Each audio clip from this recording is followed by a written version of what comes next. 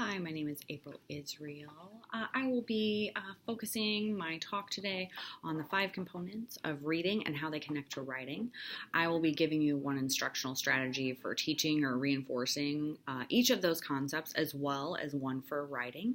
I will review the importance of assessment and progress monitoring, as well as giving you a couple strategies to help track student progress.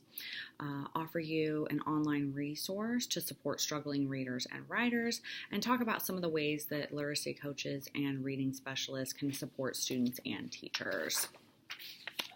According to Attunes 2002 on readingrockets.org, the 5 components of reading are phonemic awareness, phonics, vocabulary development, reading fluency, and reading comprehension. Phonemic awareness, as stated by Attunes 2002, is the understanding that vocalized words are made up of separate sounds, and those sounds can be reordered to make new words. This helps set up the foundation for phonics, which will be incorporated with spelling. Attunes 2002 defines phonics as the ability to decode letters into their respective sounds during writing. Phonics is used and supported in writing when learning how to spell words based on the sounds that they hear. In addition, vocabulary development is defined as knowing about the meanings and pronunciations of words necessary for communication.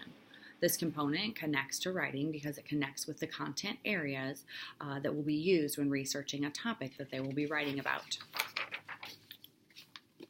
Reading fluency, according to Attunes 2002, is defined as the ability to read words accurately and quickly. This is what will become the foundation as reading comprehension develops.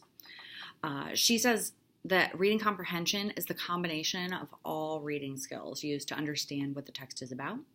This component connects to writing because it involves answering and summarizing what has been read. According to DeWitt, Graves, and Jewell, 2020, one instructional strategy for developing phonemic awareness is phoneme identification, such as sorting picture cards with phonemes in pictured words. Also, according to them, one instructional strategy for developing phonics is teaching students to spell the words phonemically by segmenting them into phonemes and to select the letters for those phonemes. One instructional strategy for vocabulary development is using word maps or graphic organizers to help with understanding of new words. One instructional strategy for developing reading fluency is repeated readings, including Reader's Theater. According to Beth Fiel, 2005, Reader's Theater is a perfect blend of performance and oral reading fluency. It's repeated reading that can create student interest and motivation. According to DeWitt, Graves, and Jewell, 2020, one instructional strategy for developing reading comprehension is using graphic organizers, such as story maps, to help the students understand the major events of the story. It is important to use various assessments, whether formal or informal, when tracking student progress. Collecting various assessments give you ideas of student strengths and weaknesses.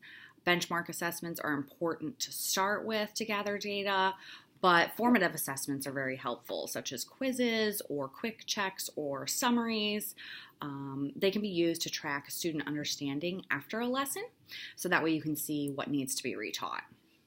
Incorporating technology is very important when it comes to assessments. It can help teachers when creating or grading or analyzing or tracking assessments over time. So that can make things a lot easier for a teacher. One instructional strategy for teachers or reinforcing writing is conferencing with students. Knowing which areas to target for each writer will allow you to scaffold and support the students in the area which they could benefit the most. Some strategies to help track student progress include having the student keep track of their own reading levels or track their own running records so they can graph their own scores.